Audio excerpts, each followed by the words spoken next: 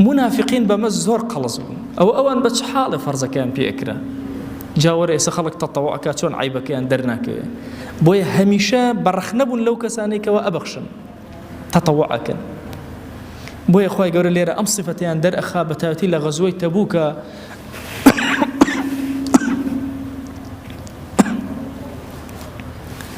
لغزوي تبوك پیغمبری خوا صلی الله عليه وآله وسلم فرموي آدي كي مال وثروتي ببخشه. طبعا أصحاب أنواع تياب عبد الرحمن كري عوف طبعا كهات النوم مدينة حتشي فينا بو دسي خالي بلام لبازارة زور آزا بوي همو جاري عرسانا كم مسلمان نابي دنيا لي قريبو كافر يشك العشرة مبشرة كشي تنت لبازارة كسابتي أكر زور مرت هات خزمت في غنبر صلى الله عليه وسلم فرمي والله يا خوش رئيسي خوا أأمم هنا وبوتو أمت شوار هزار ديناري ألطونك هنا وبوتو وتي أيشيد بجيهشتوا وتي شوار هزاري تريش بجيهشتوا وخزانو من الله كان نو كل مجنجان نقرمو تصورك شوار هزاري ليرة بجيهشتوا شوار هزاري شي هنا پیغمبری خوا صلی الله عليه وسلم دسي برس کرده و بارك الله لك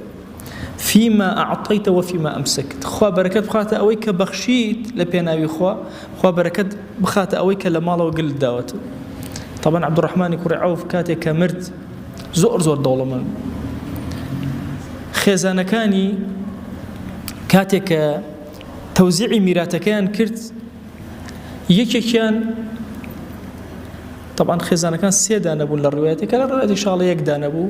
قرفتي أو مانيا مهم ثمني مالكي يجلسر هشتي مالكي هشته هزار ديناري ألطون تصورك هشته هزار ديناري ألطونك وكوا بالله هش صد دفتري أمر 8 مليون دولاري أمر باشا أما بس بوجنيكي هجديكي مالكي واني بركو تصورك يشكل 10 مبشرر شكسيكي آزال بازارة فرموي پیغمبری خوا صلی الله علیه وسلم دعای برکتی بکر اوی که بخشیوته او شی که هشتو منافقين خريب ودليان أتقي كرة أم بيا وبدسي خالي هذا إسا لأنه أم عالمهم يلا والله من 8,000 ديناري ألطون ما طبعا وكاتب هاربز اللي جولك هو بيغمري خوا صلى الله عليه وسلم كهات النوم مدينة بازاري مسلمانين جيا كردوا اقتصادي خسوا دسي مسلمانا وي باره همو نروى ستشون بانكي جيهاني هرشي باره دنيا لوشي أدا همو يهود وجولك ياري بيوكن أو كاتج مدينة وابو بلام كبانكي سربخو بازاري سربخو مسلمان دروزبو طبعا دوهمين إشي بيغمبر صلى الله عليه وسلم لدواي بنيادناني مزقود يكسر بازاري جيا كردو شو زور قرنق بازار بدز مسلمانو كسي كتير هات بناوي عاصم هات خزمت بيغمبر صلى الله عليه وسلم صد وسق خرماي هنا صد وسق خرما وسقك علماء اختلاف يعني هي جمهور علماء لما زي إمام الشافعي وإمام أحمد وإمام مالك أفرموا الصد بسدو كيلو نيو يقوسق إمام أبو حنيفة فالمصو بسنو كيلو بحساب الجمهور به أم كسن زكي دوانزها طنونيو خرماي هنا بو بيغمبر صلى الله عليه وسلم بخشي أو نيت الضلي منافقان تقي يكيك لها والله شو بناوي أبو عقيل الرجك شوك حتى بياني شو خريق بو إيشي بو خلق الأوانا حتى وكو صاعك كيلو يكو تقريبا شاركي كيلو يكو 800 غرام ببيع الروايات أنا هي أو نخر ما يكو كردو هنا أبو بيغمبر صلى الله عليه وسلم بخشي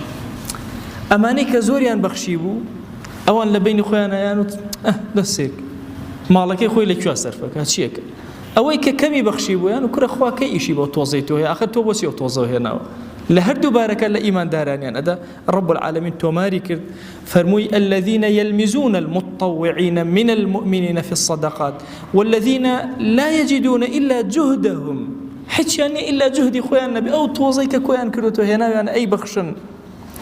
فيسخرون منهم أما نقال طب ما نأكن سخر الله منهم خوا قالت يعني بيبكى ولهم عذاب أليم عذاب كيزور بشدة تندي ودانا تصورك أهل النفاق ناوستن شاكي مسلمان نابينا ببينا أبخش بيان ناخوش ببينا أبخش بيان ناخوش خليك الدليان نتاقي لهم زمنك شاو بخوي استشهر أو هاي والله أهل النفاق ده صلاتي أن هبه أجد دينارك بخشي لبناوي خويا دينارك والسوتين البوين يبخشي طبيعتي أنا أو هاي